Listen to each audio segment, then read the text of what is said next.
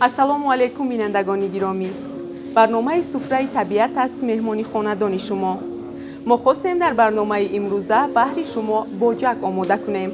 барои омода намудани боҷак ба мо лозим меояд гандум, нахуд, лубии сурх ва почак.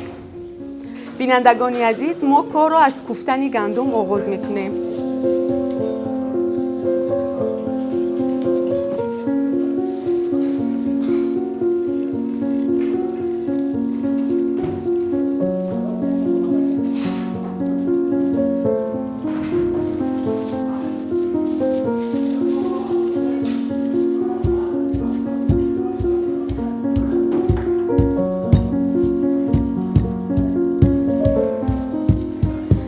тавре ки ба ҳамагон маълум аст, гандум яке аз серғизотарин ғалладона ба ҳисоб меравад. дар таркиби гандум сафеда, равғани эфир ва витаминҳои А, Б вуҷуд дорад, ки дар тиб бевосита истифода мебаранд.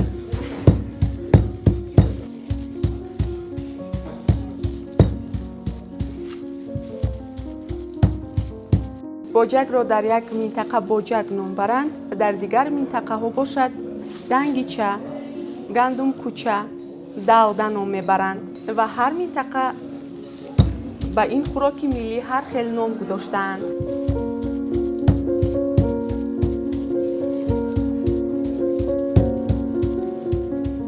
мутахассисони тиб тавсия медиҳанд, ки барои бемориҳои меъда, гурда аз равғани эфири гандум истифода баранд.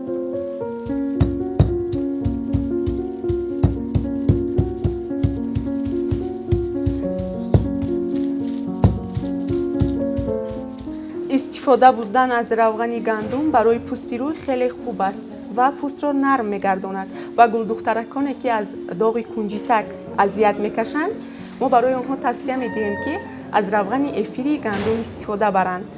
тавре ки шумо мутаваҷҷеҳ шудед, бинандагони азиз, мо гандумро хуб майда карда куфтем ва болояш боз каме илова кардем.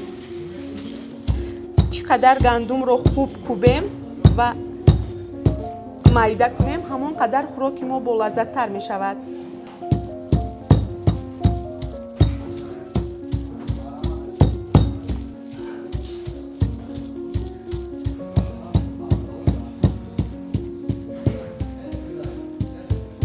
хӯроки боҷак яке аз хӯрокҳои миллӣ ба ҳисоб меравад ва кадбонувони мо дар фасли баҳор бисёртар мепазанд ва бисёртар истеъмол мекунанд.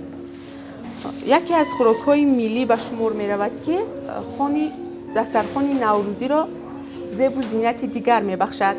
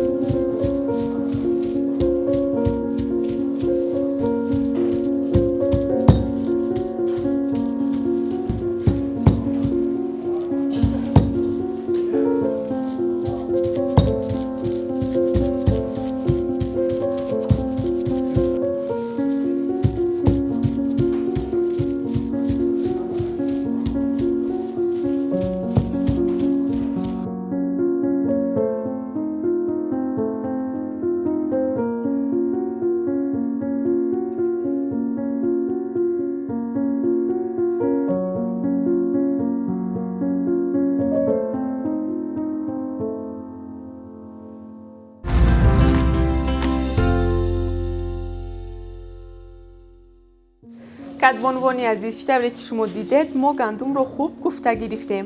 ана акнун мо ҳамаи маҳсулотҳоро якҷоя мекунем.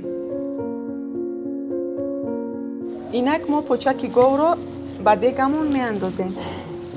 табибон барои одамоне ки аз дарди дасту пой азият мекашанд, хӯрдани почаки говро ба онҳо тавсия медиҳанд ва онҳое ки устухони шикастае доранд, хӯрдани почаки гов ба онҳо марҳам мебахшад ва шираи устухонро зиёда мегардонад.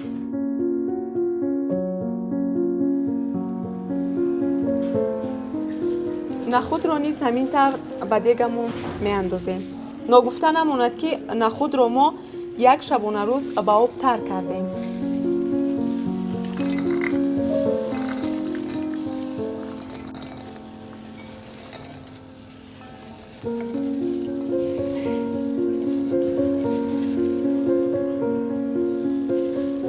لوبی را نیز همین طور به دیگمون می اندازیم.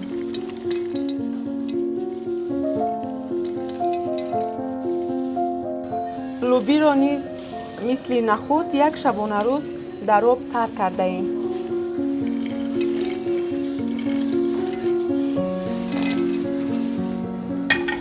و در آخر گندم کوفته را نیز اضافه میکنیم.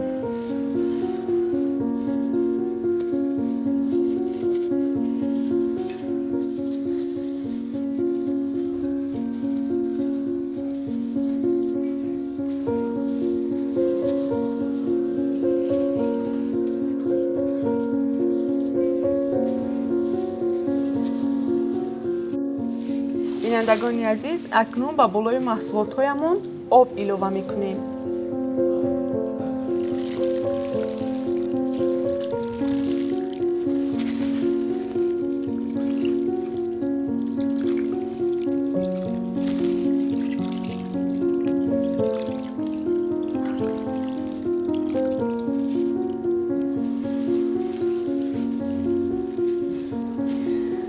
سپس نمک اضافه میکنیم.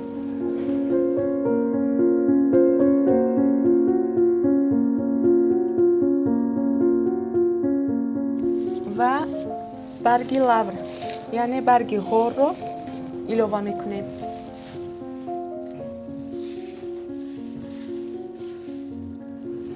کدبانوان عزیز، ما همه محصولات هایمون رو یک جای کردیم. اکنون دیگمون رو در آتش پست تقریباً 4-5 ساعت میجوشانیم.